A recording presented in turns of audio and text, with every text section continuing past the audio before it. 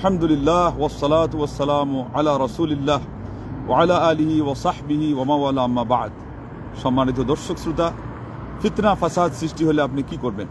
ফিতনার একাধিক অর্থ, এখানে অর্থ হচ্ছে ফাসাদ, যেটা সেটা সব অর্থের বিভ্রান্তি এবং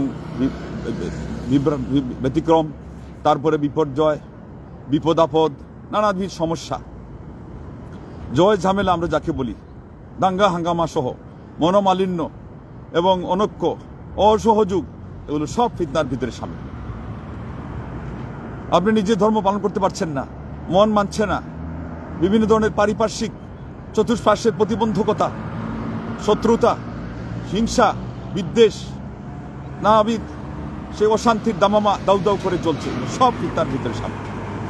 আল্লাহ নবী সাল্লাল্লাহু আলাইহি ওয়াসাল্লামকে যখন সাহাবারা জিজ্ঞাসা করলেন, মান নাজাহ, হে আল্লাহর নবী সাল্লাল্লাহু আলাইহি ওয়াসাল্লাম, আমার নবীর নাম আসলে পুরা দুরূদ পড়বেন, বলে দিন মুক্তির পথ কি? বললেন নবী সাল্লাল্লাহু আলাইহি ওয়াসাল্লাম, মুক্তির পথ হলো এক এক করে যে আমসিক আলাইকা লিসানাক, তোমার জিহ্বাকে টেনে ধরো, থামাও, চুপ থাকো, নীরবতা অবলম্বন করো, কথা খালি কম না বলে থাকো। আমসিক আলাইকা লিসানাক, জিহ্বাকে লাগাম দিয়ে টেনে ধরো। এরপরে বলে ওয়ালিয়াসাকা বাইতুক, তোমার ঘর যেন তোমার জন্য যথেষ্ট হয়, ঘরের ভেতরে থাকো। তবে বর্তমান বিশ্বে এমন পরিস্থিতি হয়ে গেছে যে যত ভিতর হয়, যত আড়াল হয়, যত একাকিত্ব হয়, ততই আজকের এই ডিভাইসের কারণে পাপের দরজা তার সামনে আরো খুলে যায় এবং শয়তান তাকে আরো সাহস যোগায়, উৎসাহ যোগায়, সুযোগ করে দেয়। তাইলে ব্যাখ্যা লাগবে। আলেমগণ সে কত আগ থেকে এর ব্যাখ্যা বলে গেছেন, এটা শুধু ঘর দিয়ে অর্থ ঘর নয়, এটা একটা অর্থ। যখন আসলেই ফিতনা থেকে বাঁচার ব্যবস্থা হবে, তখন ঘরে বন্দী থাকো, নাহলে পুরুষ তো বাইরে যাবেই। আল্লাহু আকবার। আল্লাহ নবী সাল্লাল্লাহু আলাইহি ওয়াসাল্লামের দুরূদ পড়বেন, আর নবী সাল্লাল্লাহু আলাইহি ওয়াসাল্লামের উম্মাত হিসেবে আলেম ওলামারা যারা কোরআনের ব্যাখ্যা করেছেন, হাদিসের আপনাদেরকে বিশ্লেষণ করে দিয়েছেন, তাদের শুকরিয়া আদায় করবেন, তাদের জন্য দোয়া করবেন। বলেছেন তোমার পরিবার নিয়ে তুমি তৃপ্ত থাকো। শুধু তাই নয় যে এখানে স্ত্রী পরিবার সন্তান সন্ততি আছে, বলেছেন যে উপরের দিকে না তাকিয়ে থাকো, নিচের দিকে ভ্রুক্ষেপ করো।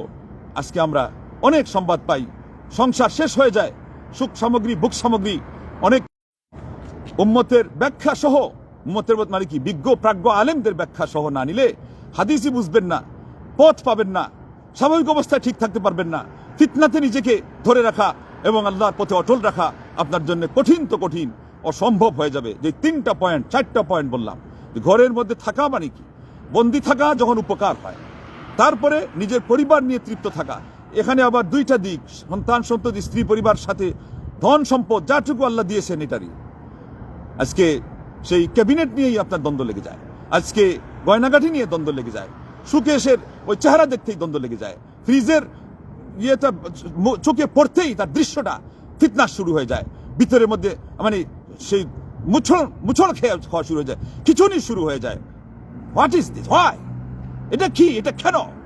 ঈমান নাই, ইসলাম নাই, তাকওয়া নাই, পরকালের চিন্তা নাই, আল্লাহর ভয় নাই, দ্বীনের ইলম নাই এবং হেলেম নাই, ধৈর্য স্থৈর্য কোনো কিছুই নাই, চরিত্র নাই, মানসিকতা নাই, চোখকে শুধরানোর কায়দা নাই, নিজের স্বভাবকে কন্ট্রোল করার কায়দা নাই।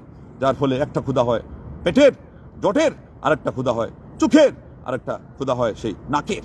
শুনছে কি? শুনছে দপিয়াজার খবর জানেন তো? এই বেচারাকে কোনো জায়গা থেকে আটকানো যেত না, আয়োজন হলেই সব একেবারে ছিঁড়ে ফেড়ে চলে যেত। তারপরে তার ভাইদের কাছে কমপ্লেন আসলো, আপনার ভাই তো মানিজ্য শেষ করে দিয়েছে। পরের দিন তারা যেখানে আয়োজন হচ্ছে, ওর রশিদি বেঁধে রেখেছে ওরে।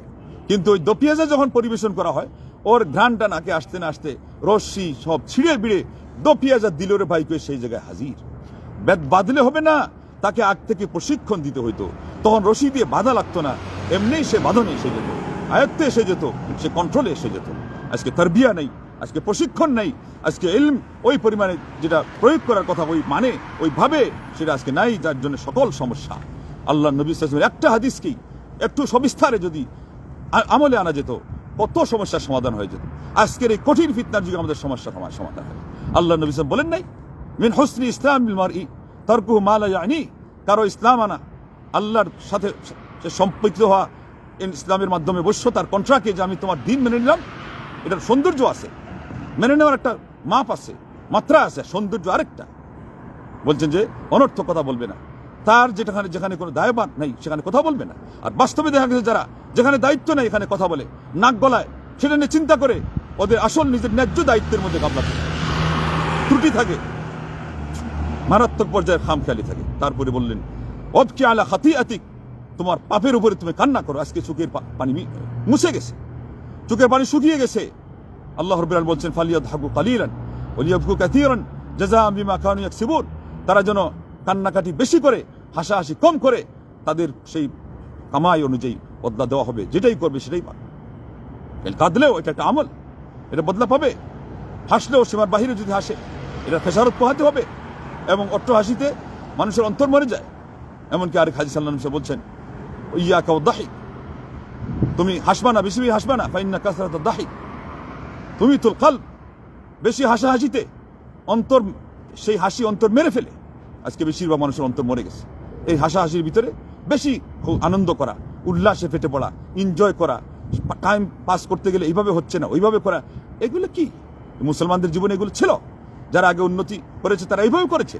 তারা একটা মুহূর্তকে কাজে লাগিয়ে তিলে তিলে সেটাকে তারা আল্লাহু আকবার কাজের মাধ্যমে নিজের জীবনকে গঠন করে তারপরে তারা মানুষ হয়েছিলেন, আদর্শ মানুষ, পৃথিবীকে তারা আলোকিত করেছিলেন। একটি মানুষ মানুষ হলে বিশ্ব জগৎ চলে, একটি আলোর কণা পেলে বিশ্ব জগৎ জ্বলে। আর একটি মানুষ মানুষ হলে বিশ্ব জগৎ টলে। ওই আলোর আজকে প্রয়োজন, ওই আলো আজকে দিনের দিবালুকে আমরা ডেললাইট জ্বালিয়ে আমরা সেই আলো পাচ্ছি না। রাতে তো দূরের কথা, রাতে তো চলে যাচ্ছে সব এনজয় করতে, রাতে চলে যাচ্ছে সব মন মাথানো, কোথায় কি পরিবেশ পাওয়া যায় সেটা করতে। এটা তাদের জান্নাত হয়ে গেছে, তারা ভুলে গেছে আখিরাতের কথা, তারা আজকে ভুলে গেছে তাদের দায়িত্বের কথা। আজকে মুসলিম মিল্লাতের এই অবস্থার কারণেই হয়ে গেছে আমাদের এই দূর অবস্থা। আল্লাহু আকবার। তিরমিজি 2406 নম্বর হাদিস। এই হাদিসটাই যদি আমরা সবাই আমল করতাম আমাদের আর কোনো কিছুই লাগতো না। আল্লাহ তুমি আমাদেরকে আমল করার তৌফিক দান করো, আমাদেরকে সেই অন্তর দাও, আমাদের সেই মানসিকতা দাও, আমাদের সেই আখলাক, আমাদের চরিত্র দাও, আমাদের সেই আমল দাও। ইমাম যাহাবী রাহিমাহুল্লাহ তার সিয়রে আলাম নুবালার ভুবন বিখ্যাত কিতাবে 20তম খণ্ডের 141 পৃষ্ঠায় বলেছেন ইযা ওয়াকাআতিল ফিতনা, যখন ফিতনা পতিত হবে, সমাজে ফিতনা প্রকাশ পাবে, তখন কি বলেছেন ফাতামাসসাক বিসুন্নাহ, সুন্নাহকে তুমি শক্তভাবে ধারণ করো। ওয়ালজামিস সামতা, তুমি নীরবতা পালন করো। এই সামত এটা সুকুতের চেয়ে আরো বেশি আর অর্থবহ। এটা ছাত্ররা ছাড়া কেউ বুঝবে না, আলেমরা ছাড়া কেউ বুঝবে না, আরবি ভাষাবিদ হয়েও বুঝবে না। তালিবুল ইলম, ইলমে শরিয়া এবং ইলমে তাওহীদ, শরীয়তের যত জ্ঞান বিজ্ঞানের যত বিভাগ আছে এগুলোতে যারা পড়ে তারা জানে আসামত কাকে বলে। এমনই নীরবতা যেই নীরবতার সাথে শ্রবণ করার মতো সেই নিরিবিলি পরিবেশ তৈরি হয়, পিন পতনের মতো পরিবেশ তৈরি হয়। একটা পিন পড়ে গেল সেটার আওয়াজ আসবে, শুনশান শব্দ, সেখানে আওয়াজ আসবে। এমন নীরবতা সারা পৃথিবীর যেন তাকে ঘিরে বসবে, যার চতুষ্পার্শ্বে সেটা তাকে শেষ পরিবেশ তৈরি করে দিবে সে মনোযোগ দিয়ে শোনার জন্য এবং এই কথাগুলো ক্যাচ করার জন্য, তার মনের ভিতরে নেওয়ার জন্য, অন্তরের অন্তঃস্থলে হৃদয়ের গহীন বনে মনের মণিকুঠায় বসানোর জন্য আজকে সেই অন্তর খেয়ে ফেলা হয়েছে। ইমাম ইবনুল কাইয়িম রাহিমাহুল্লাহ বলছে কোরআন তিলাওয়াতের সময় আর যদি এই আলোচনার মাহফিলে, আজকে যারা আলোচনা শুনছেন আপনারা কিন্তু মাহফিলে আছেন, আর হলে একাকিত্বে যদি তোমার অন্তরকে খুঁজে না পাও যে সে জীবিত অবস্থায় আসে, মনে করতে হবে যে অন্তর চুরি হয়ে গেছে, হ্যাক হয়ে গেছে। আজকের পরিবেশে যেটা হয়, একটা ইমো যদি হ্যাক হয়ে যায় তাহলে পরে অবস্থা খারাপ। সারা ফেসবুক একেবারে তুলপাড়, ধুলা উড়ে যাবে। আমার ইমো হ্যাক হয়ে গেছে, কি যে হবে আজকে রাত্রে না জানি কিয়ামতের কিছু ঘটনা ঘটার কথা, আর না জানি আরো কিছু ঘটার কথা। মানে শান্তি নাই, ঘুম নাই, খাওয়া নাই, কাজ নাই, লেখাপড়া তো আরো নেই। আল্লাহর জিকির শেষ, একেবারে শেষ।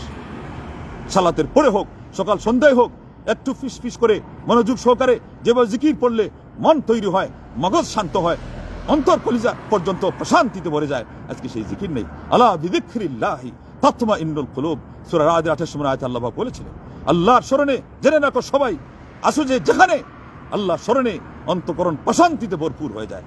না দুনিয়া से ना दौलत से ना घर आबाद करने से दिल को तसल्ली मिलती है, আল্লাহ को याद करने से।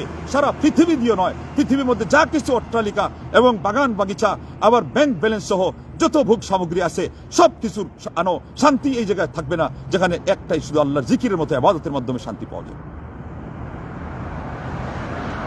আজকে বড় কঠিন পরিস্থিতি আমরা অতিক্রম করছি।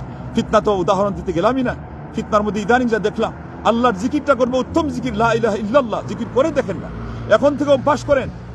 হাদিসে যেটা আসছে আবু দাউদের সুসংবাদ, মান কানা আখিরু কালামিহি লা ইলাহা ইল্লাল্লাহ দাখালাল জান্নাহ, যার শেষ বাক্য হবে লা ইলাহা ইল্লাল্লাহ, সারা পৃথিবীর মধ্যে শ্রেষ্ঠ কালিমা।